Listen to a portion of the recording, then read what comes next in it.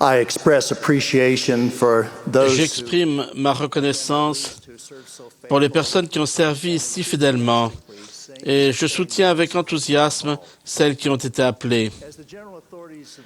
Quand les autorités générales de l'Église rencontrent les membres partout dans le monde, nous voyons combien les saints des derniers jours sont d'une force positive. Nous vous remercions pour tout le bien que vous faites à chacun. Nos gens qui s'occupent de la communication sont bien conscients que beaucoup de leaders d'opinion et de journalistes aux États-Unis, comme partout dans le monde, parlent de plus en plus de l'Église et de ses membres dans leurs interventions publiques. Une confluence unique de facteurs a mis l'accent de façon importante sur l'Église. Beaucoup de gens qui écrivent sur l'Église font l'effort sincère de comprendre notre peuple et notre doctrine. Ils sont courtois et c'est notre objectif. Nous les en remercions. Nous avons aussi conscience que beaucoup de personnes ne sont pas en harmonie avec les choses sacrées. En décembre dernier, lors d'un discours adressé aux dirigeants catholiques à l'Université pontificale grégorienne, Lord Sachs, grand rabbin d'Angleterre, a fait remarquer à quel point certaines parties du monde étaient devenues profanes.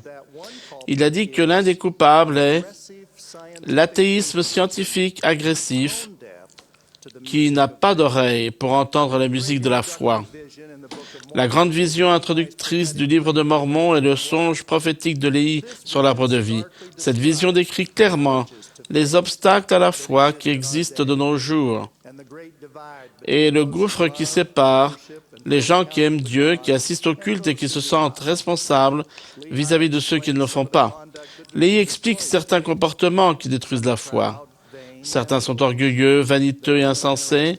Ils ne s'intéressent qu'à la prétendue sagesse du monde. D'autres éprouvent un certain intérêt pour Dieu, mais se perdent dans un brouillard profane de ténèbres et de péché. D'autres encore ont goûté l'amour de Dieu et à sa parole, mais sont honteux à cause des gens qui se moquent d'eux et tombent dans des sentiers interdits. Enfin, il y a ceux qui sont en harmonie avec la musique de la foi. Vous savez qui vous êtes. Vous aimez le Seigneur et son évangile et vous essayez constamment d'appliquer et de faire connaître son message, surtout à votre famille. Vous êtes en harmonie avec les murmures de l'esprit. Vous êtes sensible au pouvoir de la parole de Dieu.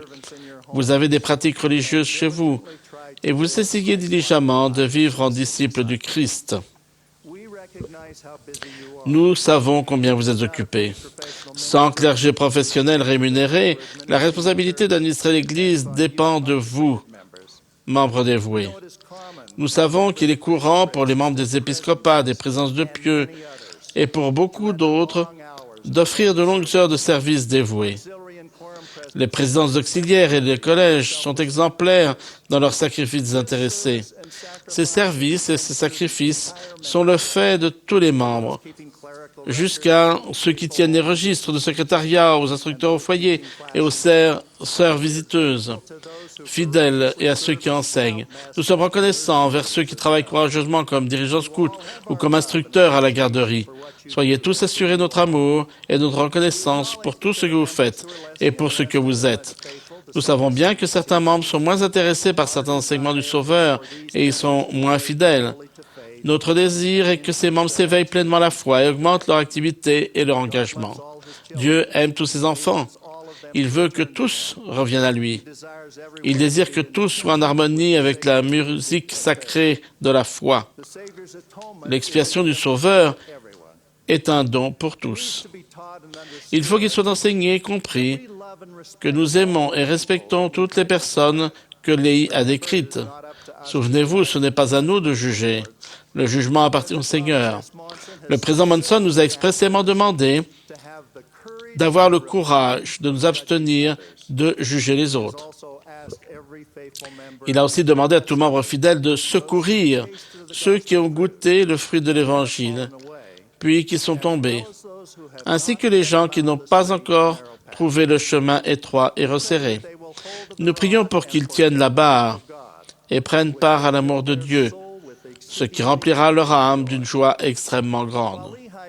Bien que la vision de Léhi parle de tout le monde, le concept doctrinal culminant est l'importance éternelle de la famille. La famille est ordonnée de Dieu. C'est la cellule la plus importante dans le temps et dans l'éternité. Quand Léhi a pris du fruit de l'arbre de vie, l'amour de Dieu, il désira que sa famille en mangeât aussi. Notre grand désir est d'élever nos enfants dans la vérité et la justice. L'un des principes qui nous aideront à accomplir cela est d'éviter de juger excessivement une conduite insensée ou imprudente, mais pas pécheresse. Il y a bien des années, quand nos enfants étaient encore à la maison, Dale Nash Oaks a enseigné qu'il est important de faire une distinction entre les erreurs de jeunesse qui doivent être corrigées et les péchés qui nécessitent humilité et repentir. Quand la sagesse fait défaut, nos enfants ont besoin d'enseignement. Quand il y a péché, le repentir est essentiel. Nous avons trouvé cela très utile pour notre famille. La pratique de la religion au foyer est une bénédiction pour leur famille. L'exemple est particulièrement important. Ce que nous sommes parle si fort que nos enfants risquent de ne pas entendre ce que nous disons. Quand j'avais presque 5 ans, on a dit à ma mère que son petit frère avait été tué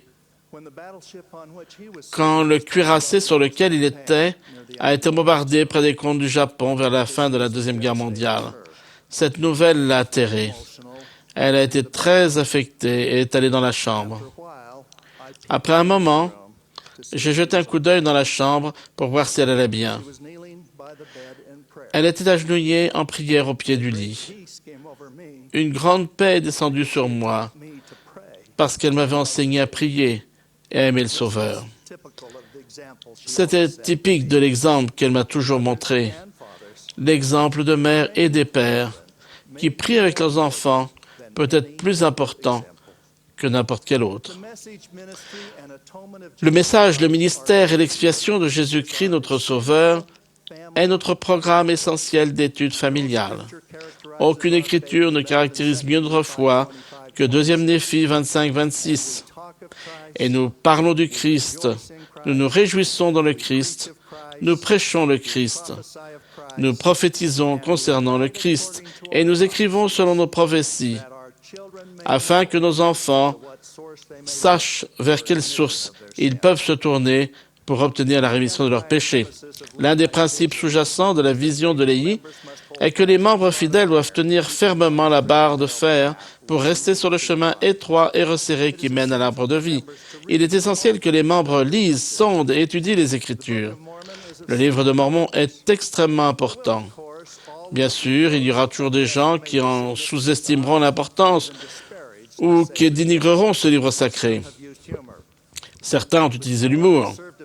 Avant que je ne parte en mission, un professeur d'université a cité la déclaration de Mark Twain disant que s'il en avait retiré et il arriva que, du livre de Mormon, il n'y aurait été qu'une brochure. Mais quelques mois plus tard, quand j'étais en mission à Londres, en Angleterre, un éminent professeur de l'Université de Londres, formé à Oxford et expert égyptien en langue sémitique, a lu le livre de Mormon, a correspondu avec David Mackay et a rencontré les missionnaires.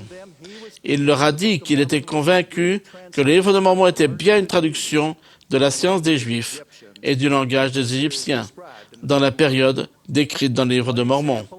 L'un des nombreux exemples qu'il a utilisés était la locution conjonctive « et il arriva que », qui, a-t-il dit, correspondait à la façon dont il traduirait l'expression utilisée dans des écrits sémitiques anciens. Nous avons dit au professeur que, même si son approche intellectuelle basée sur sa profession l'avait aidé, il était essentiel qu'il obtienne un témoignage spirituel. Par l'étude et la prière, il a acquis un témoignage spirituel et s'est fait baptiser. Donc, ce qu'un humoriste célèbre a considéré comme ridicule, un érudit l'a reconnu comme étant une grande preuve de la véracité du livre de Mormon, ce qui lui a été confirmé par l'Esprit. La doctrine essentielle du libre arbitre requiert que le témoignage de l'Évangile rétabli soit basé sur la foi, plutôt que sur une preuve extérieure ou scientifique. Il n'est ni efficace, ni source de progrès spirituel de se concentrer sur des choses qui n'ont pas encore été complètement révélées, comme la manière dont la naissance du Sauveur, d'une mère vierge ou sa résurrection se sont produites, ou comment juste Joseph Smith a traduit nos Écritures. Ce sont des questions de foi. La réponse, en fin de compte, avec le conseil de Moroni, de lire et de méditer, puis de demander à Dieu d'un cœur sincère, avec une intention réelle, de confirmer des vérités spirituelles par le témoignage de l'Esprit. En plus de cela, quand nous intégrons à notre vie les impératifs scripturaires et vivons l'Évangile, nous sommes bénis par l'Esprit et goûtons la bonté en ressentant de la joie, du bonheur et surtout de la paix. Il est clair que la séparation entre les gens qui entendent la musique de la foi et ceux qui n'ont pas d'oreilles ou chantent faux est l'étude active des Écritures. Il y a des années, j'ai été profondément touché qu'un prophète bien-aimé, Spencer W. Kimball, mette l'accent sur la nécessité de continuellement lire et étudier les Écritures. Il a dit « Je constate, lorsque j'en prends à mon aise dans mes rapports avec la divinité, et lorsqu'il semble qu'aucune oreille divine n'écoute et qu'aucune voix divine ne parle, que je suis loin, très loin. Si je me plonge dans les Écritures, la distance se réduit et la spiritualité revient. » Fin de citation. J'espère que nous lisons le livre de Mormon régulièrement avec nos enfants. J'ai discuté de cela avec mes enfants. Ils m'ont fait part de 2 remarques. La première, c'est que le secret, c'est de persévérer dans la lecture des Écritures en famille. Ma fille me décrit sur le ton de la plaisanterie les efforts que son mari et elle font tôt le matin avec leurs enfants, pour la plupart adolescents, pour lire régulièrement les Écritures. Son mari et elle se lèvent tôt le matin et, l'esprit encore embrumé, cherche à mettre la main sur la rampe en fer qui longe l'escalier, jusqu'à l'endroit où leur famille se rassemble pour lire la parole de Dieu. La clé, c'est la persévérance, et cela aide d'avoir le sens de l'humour. Cela demande tous les jours un grand effort de la part de chaque membre de la famille, mais cela en vaut la peine. Les échecs temporaires sont éclipsés par la persévérance. La deuxième est la manière dont notre plus jeune fils et sa femme lisent les Écritures avec leurs jeunes enfants. 2 de leurs 4 enfants sont trop jeunes pour lire. Pour celui de 5 ans, ils ont un système de signes à 5 doigts qu'il comprend pour lui permettre de participer pleinement à l'étude familiale des Écritures. Le signe du premier doigt est qu'il répète et il arrive à que chaque fois que l'expression apparaît dans le livre de Mormon. Je dois reconnaître que j'aime voir cette expression apparaître si souvent. Pour les jeunes familles intéressées, le deuxième doigt signale qu'il doit répéter et ainsi nous voyons. Les signes des 3e, 4e et 5e doigts sont choisis par les parents selon les mots contenus dans le chapitre qu'ils lisent.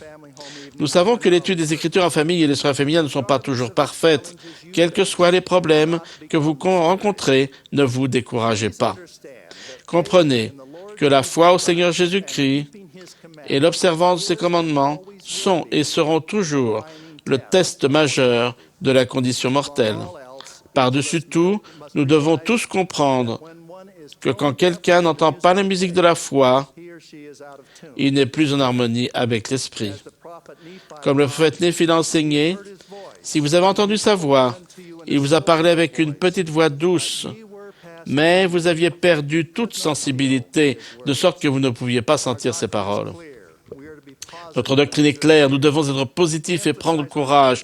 Nous mettons l'accent sur notre foi, pas sur nos peurs. Nous nous réjouissons de l'assurance que nous donne le Seigneur, qui se tiendra à nos côtés, nous guidera et nous dirigera. Le Saint-Esprit témoigne dans notre cœur que nous avons un Père céleste aimant, dont le plan miséricordieux pour notre rédemption s'accomplira dans tous ses aspects grâce au sacrifice expiatoire de Jésus-Christ. Comme Naomi W. Randall, l'auteur de « Je suis enfant de Dieu » a écrit, « Son esprit me guide, son amour m'assure que la peur part quand la foi perdure. » Où que nous nous trouvions sur le chemin des disciples de la vision de Léhi, prenons la résolution de susciter en nous-mêmes et en notre famille un plus grand désir d'obtenir du Sauveur ce don incompréhensible qu'est la vie éternelle. Je prie pour que nous restions en harmonie avec la musique de la foi. Je témoigne de la divinité de Jésus-Christ et de la réalité de son expiation. Au nom de Jésus-Christ. Amen.